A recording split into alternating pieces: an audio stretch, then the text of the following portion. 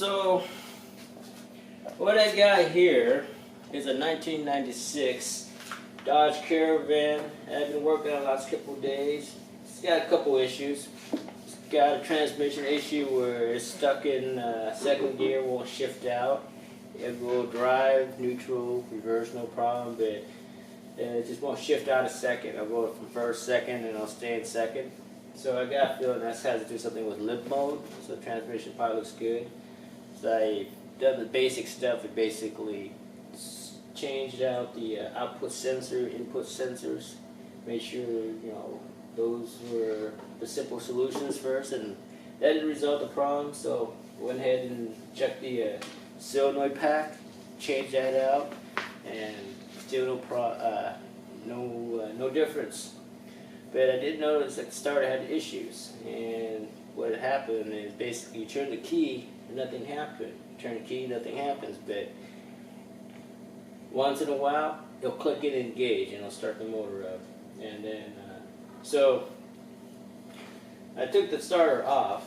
Basically this is the starter right here, and they're going to do a quick test to see, well, I'll just resolve the start issue first, and then I'll go back and investigate the transmission issue.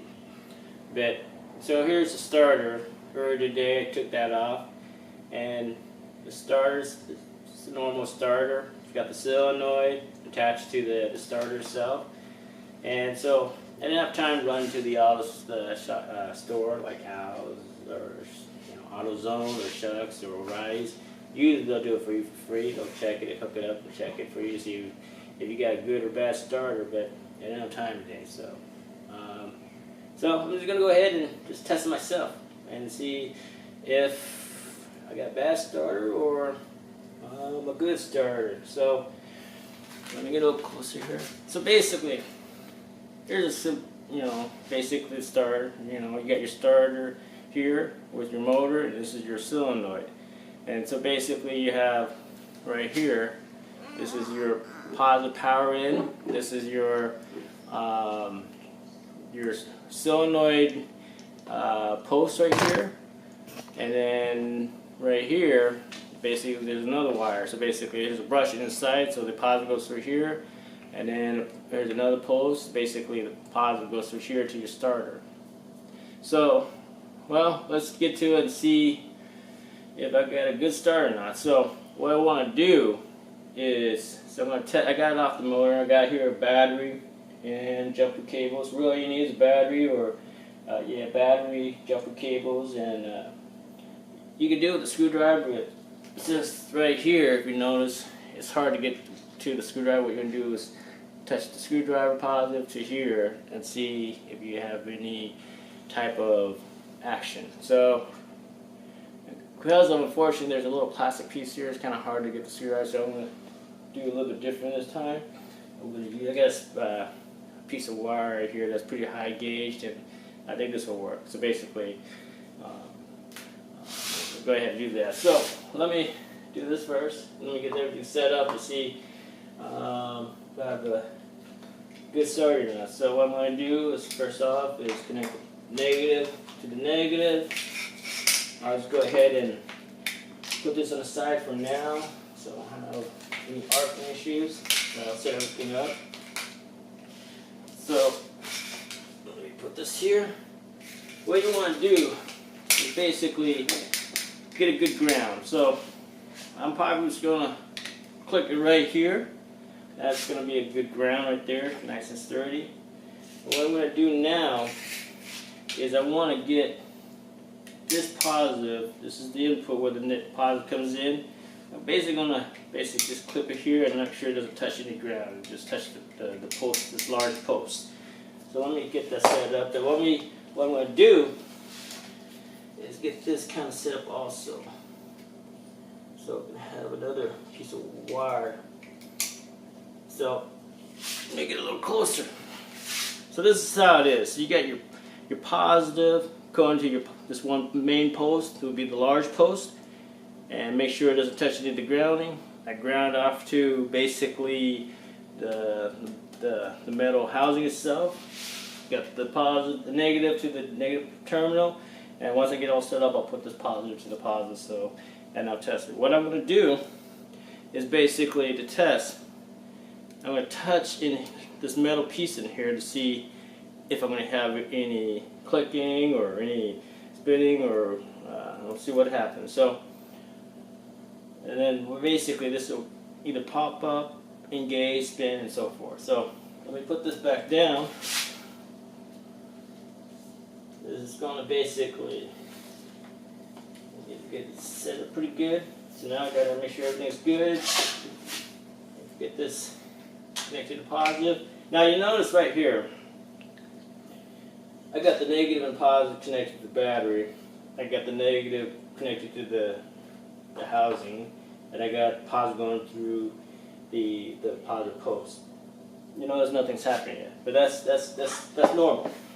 That's supposed to nothing's supposed to happen now. You're always going to have a live connection like that. So let me walk over here and make sure I got everything in focus.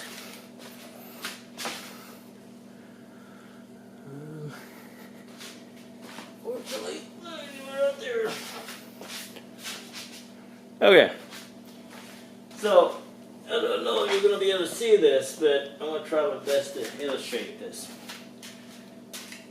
So what I'm going to do is basically take this piece of wire and I'm going to touch this smaller post, which is going to activate the electric motor and the solenoid. And what should happen, this gear should pop out and also spin. So let's see what that does. Do that. There it goes. So it did pop out and it spun. I'll do it again. Hear that click? The click is it popped out and it spun. Spun the gear, engaged it, and everything seems to be working correctly.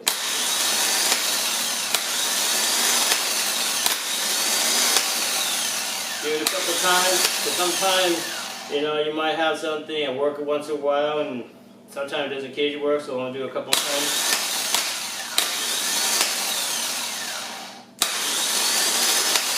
From what I've seen, I think that's good. Now, that's test number 1. Test number 2 is I want to see if, just in general, the motor. So let me just kind of get everything set up again.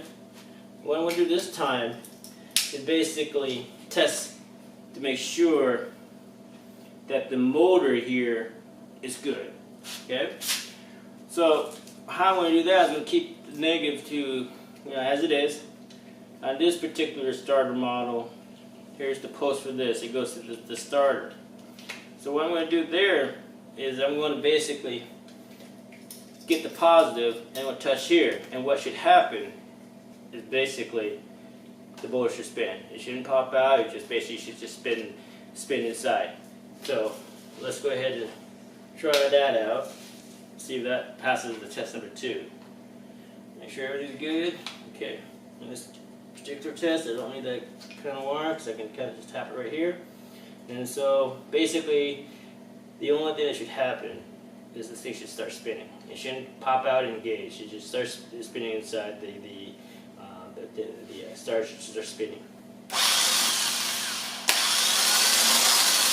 You notice it's working. All the thing is doing is just, putting power to the electric motor and spinning the starter. Again, the gear hasn't popped out. It's just doing that, so that's reacting correctly. So that's test number 2. All right. So now I'm going to test to see if the solenoid itself is working correctly. So how to do that is, again, keep the negative as it is. Let me get it back to here. And because I can't get the post into this little the positive to the small post, because there's a little plastic cover right here. So what I'm going to do is use this again. Get that set up. So now, as I make contact to the smaller post, the positive, what it should do is not spin, that just engage the gear and pop the gear out. So let's see if that happens. You can see that? You hear that? The gear popped out, but no, you got no spinning. Pops right out. That looks good. Okay. So we know the solenoid's good, the starter's good, everything is as a whole works okay. So everything looks good. Now let me show you. So let me go grab a screwdriver. If you don't have, here's another way. If you don't have a piece of extension wire or something like that, basically what you would do is you put a metal positive here to do the test, right? But basically, let's pretend this is a screwdriver. If this was a screwdriver, basically you touch the metal part here, and basically you engage it there. You can do that. So, but it's probably a little easier. I like using a wire so you can just kind of touch it, gives you a little more flexibility. You can move things around. So the starter's good, so that's the good news. I gotta go get a new starter and put this back in and do a little more investigating. So putting things together, it looks like I got some electrical problems. And I think the electrical problem is causing the starter to react weird, where it doesn't engage most of the time, and once in a while after you sit there and kind of turn the key about multiple times, it'll eventually kick in or start the van up. So I noticed I got some check engine lights, and I'll check probably get the air code reader and check that out. So I got a feeling it's a ground electrical problem or a short someplace. So I might be lucky, and it's a lot of researching and checking all the wirings and the connector to see if I got a good connection built. That's probably my next step. So, but that's a lot of digging around in the motor and researching and making sure all the wires are good. And that's a pain sometimes. But well, guys, this is basically, if you ever have a starter problem, like I said, take it out, take it to like one of those auto parts stores. They'll test it for you for free. It only takes a few minutes. Basically, they hook it up. They do basically the same thing, or you can do it at home. This is how you check to see if you have a good starter and a bad starter.